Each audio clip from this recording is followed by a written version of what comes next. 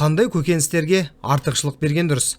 Олардың қайсысы біздің ағзамызға қажетті дәрумендер мен қоректік заттарға бай, және біздің күнделікті тамақтануымызда диетаның қайсысын таңдаған дұрыс?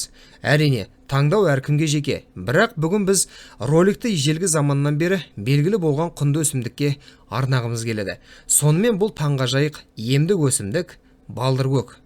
Арнаны ауыстырмаңыз, және осылайша сіз балдыркөктің пайдасы мен зияны туралы көптеген пайдалы ақпаратты білетін боласыз. Сонымен қатар роликтің соңында біз сіздермен емдік рецепттермен бөлісетін боламыз.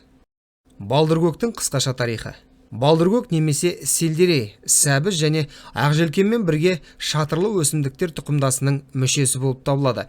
Бұл аязға төзімді және салқын мезгілде жақсы өсе алатын төзімді өсімдік. Ежелгі Египетте балдыркөк дәрілік өсімдік ретінде өсірілді. Ал Греция мен Римде жеңімпаз жауынгерлер өсімдіктің жапырақтарынан жасалған тәж киген. Ал салтанатты жағдайларда балдыркөкпен жылқыларды тамақтандырған. Бұл оларға ерекше төзімділік пен күш береді деген сенім болған. Балдыркөк несімен пайдалы? Бұл тағамның көптеген пайдалы қасиеттері бар. Бұл төмен калориялы өнім ғана емес, сонымен қатар антиоксиданттардың, дәрумендердің, минералдардың және басқа да қоректік заттардың бай көзі. Бұл өнім ағзадағы дәрумендерді толықтыруға көмектеседі.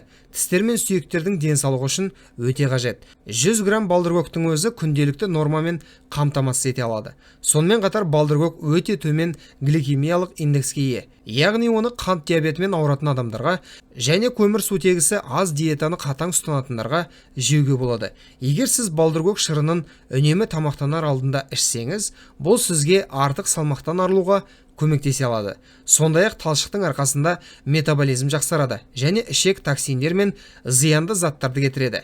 Және балдыркөк таяқшасын шайнау арқылы сіз ауыз қуысында зиянды бактериялардың көбеюіне жол бермейсіз, және тіс шегісі мен жағымсыз иістен арылатын боласыз. Балдыркөк су мен тұздың алмасуын жақсартатындықтан, оны әсіресе үлкен жастағы адамдарға қолдану ұсынылады. Ол сондай-ақ қартаюды баяулатады. Өсімдіктің тамыры мен сабағында асқазан сөлінің бөлінуін ынталандыратын эфир майы бар. Көкөніс қабынуға қарсы қасиеттермен танымал. Демек, ол ісінуді жеңілдетуге және науқастың әл-ауқатын жақсартуға қабілетті. Сонымен қатар бұл жақсы зәр айдағыш. Егер сіз күн сайын балдыркөк қосылған салаттар жесеңіз, шырын ішсеңіз, онда бүйрек тастарының пайда болу қаупі жоқ. Ол жараларды емдейтін керемет қасиеттерге ие. Терінің кез келген бұзылуы, күйікпен кесілуден бастап гематома мен қабынуға дейін. Ал емдеу үшін тұздалмаған сары май негізіндегі балдыркөк майын дайындауға болады. Егер күн сайын балдыркөк жесе, бұл қандағы холестерин деңгейін төмендетуге көмектеседі және қан қысымын төмендетеді. Оны артрит, ревматизм, сондай-ақ подагра үшін үнемі қолдану ұсынылады. Суық тию кезінде өсімдік негізіндегі тұнбалар жоғары тыныс жолдарын жұмсартатын және қабынуға қарсы зат ретінде қолданылады. Балдыркөк құрамындағы калий тұздары жүрек тамыр жүйесіне пайдалы әсер етеді. Ал магний тұздары жүйке жүйесіне пайдалы. Тұздар мен темірдің болуы қан түзілу процестеріне пайдалы әсер етеді. Балдыркөк ұйқыны тереңдетуге және оның ұзақтығын арттыруға қабілетті. Осылайша бұл ұйқысыздықтан көмектеседі. Олар қабынуды азайтуға және бактериялық инфекциялармен күресуге көмектеседі. Жалпы сіз қандай сортты және қандай бөлікті жейтініңіз маңызды емес. Термиялық өңдеуді қолданбай, жаңа өнімді тұтыну арқылы сіз барлық қоректік заттар мен дәрумендерді толық аласыз. Балдыркөктің ерлер үшін пайдасы. Бұл өсімдік ер адамдар үшін өте қажет. Өйткені оның құрамында андростерон бар. Ол белсенділікті арттыратын және потенциалды көтеретін ерлердің гормоны. Айтпақшы, өте қызықты факт. Андростерон термен шыққан кезде ол әйелдерге феромон ретінде өзіне тартып әсер етеді. Ол үшін күн сайын бірегей өсімдіктің жаңа сығылған тамыр шырынын тұтыну ұсынылады. Тағы бір себеп, бұл сонымен қатар эякуляциялық сұйықтықтың мөлшерін арттырады және шарықтау шегін күшейтеді. Артық салмақтан зардап шегетін ер адамдар балдыркөкті тұтыну қажет. Өйткені ол ағзадан токсиндерді кетіріп қана қоймайды, сонымен қатар метаболизмді жақсартады және зәр айдағыш әсерге ие. Өсімдік төмен калориялы өнім болып табылады. Сонымен қатар оның құрамында аштықты бақылауға көмектесетін талшық бар. Бірақ оның барлық бөлшектерінің ішіндегі ең құндысы бүйрек пен бауырды емдеуге арналған дәрілік заттардың құрамына қосылатын тамыр. Сонымен қатар жыныстық функцияны күшейту үшін де қолданылады. Балдыркөктің әйелдер үшін пайдасы. Балдыркөк құрамында диеталық талшық бар, сондықтан оны артық салмақпен күресу үшін қауіпсіз қолдануға болады. Сіз оны қалағаныңызша жей аласыз. Өйткені 100 грамм жасылда тек 16 килокалория бар. Сондай-ақ бұл ісінуден арылуға тиімді көмектеседі. Балдыркөк әйелдерге ауыр етеккір мен менопауза кезінде жақсы көмектеседі. Балдыркөктің барлық бөлшектерінде апиол дейтін зат бар. Жатырдың ішкі қабатының жиырылуын ынталандыратын әйелдердің эстроген гормонының өсімдік аналогы. Айтпақшы, антиоксиданттардың арқасында бұл өсімдікті үнемі тамаққа қосатын әйелдер жас көрінеді, және оны шаштан, тері мен тырнақтың күйінен байқауға болады. Балдыркөк әйелдер үшін өте қажет. Ол гормоналды бұзылуларға көмектеседі. Ауыр күндерде ауырсынуды, әлсіздікті және жаман көңіл күйді болдырмайды. Егер сіз 35 жастан кейін балдыркөк тұқымымен жылына 4 рет емдеу курсын жасасаңыз, онда сіз тіпті менопаузаны байқамай өтесіз. Міне, сізге таптырмас рецепт. Өсімдіктің жарты шай қасық тұқымына 1 стакан қайнаған су құйыңыз. Ешқандай жағдайда өнімді қайнатуға болмайды. Тек 10 сағатқа немесе түнге қалдырыңыз. Тұнба күніне 4 рет 1 ас қасықтан қолданылады. Емдеу курсы шамамен 30 күнді құрайды. Балдыркөк халықтық медицинада және пайдалы рецепттер.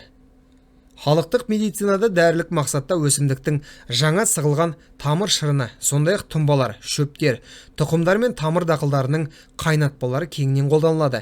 Яғни балдыркөктің кез келген бөлігі емдік және дәрілік шикізат ретінде қызмет ете алады.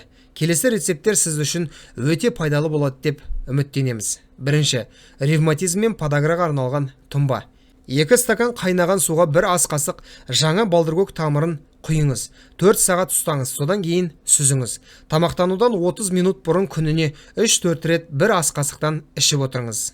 Екінші, артритке арналған лимон мен балдыркөк қоспасы. 500 грамм лимон мен балдыркөк тамырын алыңыз. Ет тартқышта бұраңыз. Және 500 грамм бал қосыңыз. Араластырыңыз және қоспаны тоңазытқышта 3-5 күннен артық сақтамаңыз. Тамақтанудан 15 минут бұрын күніне 3 рет 1 ас қасықтан ішіп отырыңыз.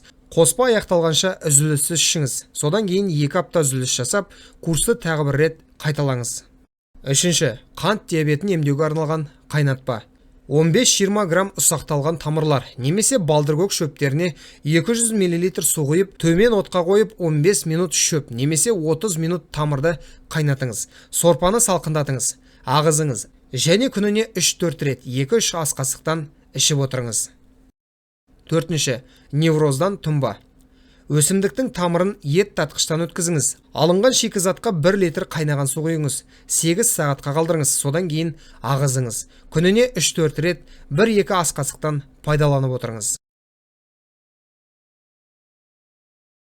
1 ас қасық туралған жаңа балдыркөк тамырын суық сумен құйыңыз. 4 сағатқа қалдырыңыз. Тамақтанар алдында күніне 3 рет ас қасықтың 3-тен 1-ін ішіп отырыңыз. Сонымен қатар 100 грамм ақжелкен мен балдыркөк тамырларын немесе шөптерін алып, турап 1 литр суда 7 минут қайнатыңыз. Салқындатылған сорпаға 1 лимон шырынын сығып, 2 ас қасық бал қосыңыз. Бұл пропорцияны күні бойы кішкене жұтыммен ішіңіз. Емдеу курсы 2 ай. Алтыншы, гастритке арналған шырын. Ет татқыштан жаңа және таза тамырларды өткізіңіз. Массаны сығыңыз. Алынған шырынды тамақтанудан 30 минут бұрын күніне 3 рет 2 шай қасықтан ішіп отырыңыз. Шырынды сақтамаңыз, күн сайын жаңасын дайындаңыз. Жетінші, тері ауруларына арналған тұнба. 1 ас қасық ұсақталған тамырлар мен шикізат жапырақтарын 1 стакан қайнаған суға салыңыз. 4 сағат ұстаңыз, сосын сүзіңіз.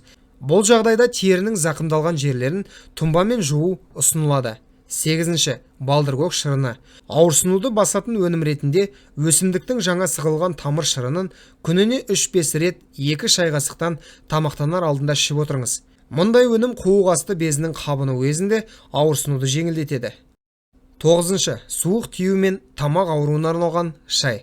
4 ас қасық құрғақ немесе жаңа балдыргөктің жақсы шоғырын ұсақтап 1 литр қайнаған су құйыңыз. Содан кейін 5 минут қайнатыңыз және бөлме температурасына дейін ұстаңыз. Сүзіңіз және әр сағат сайын 2-3 жұтымнан ыстық күйінде ішіп отырыңыз. Әсері сол күні кешке дейін байқалатын болады. Балдыргөктің қарсы көрсеткіштері. Егер сізде гастрит немесе асқазан жарасы болса, балдыргөк құрамындағы қышқылдар ауруды нашарлатуы мүмкін. Сондай-ақ жүкті және бала емізетін әйелдерге, панкреатит пен бүйрек жеткіліксіздігіне, сондай-ақ тромбофлебит пен варикозды тамырларға қолдануға болмайды. Балдыргөк ауыр аллергиялық реакцияны тудыруы мүмкін. Бұл әдетте қайынға және тозаңның кейбір түрлеріне аллергиясы бар адамдарда кездесіп жатады. Балдыргөктің жапырақтарына немесе тұқымдарына реакция өсімдіктердің тозаңдануы кезінде айқын болуы мүмкін. Көп мөлшерде қолданғанда балдыргөк талшыққа сезімтал адамдарда диареяны және басқа асқазан ішек проблемаларын тудыруы мүмкін. Сондай-ақ зәр жүйесіндегі тас ауруы бар адамдарға балдыргөкті жеуге болмайды. Бірақ егер сіздердің дастархандарыңызда балдыргөк болмаса, жағдайды түзетіп, осы ерекше өнімді қолданып көріңіз. Құрметті көрермендер, осымен бүгінгі шығарылым аяқталды. Роликті соңына дейін көргендерге, сондай-ақ арнаға тіркелгендерге ерекше алғыс білдіреміз. Бұл бейнені достарыңызбен және жақындарыңызбен бөлісіңіздер. Әрқашан ең пайдалы нәрселерден хабардар болу үшін арнамыздан алыстамаңыздар. Келесі кездескенше аман, сау болыңыздар.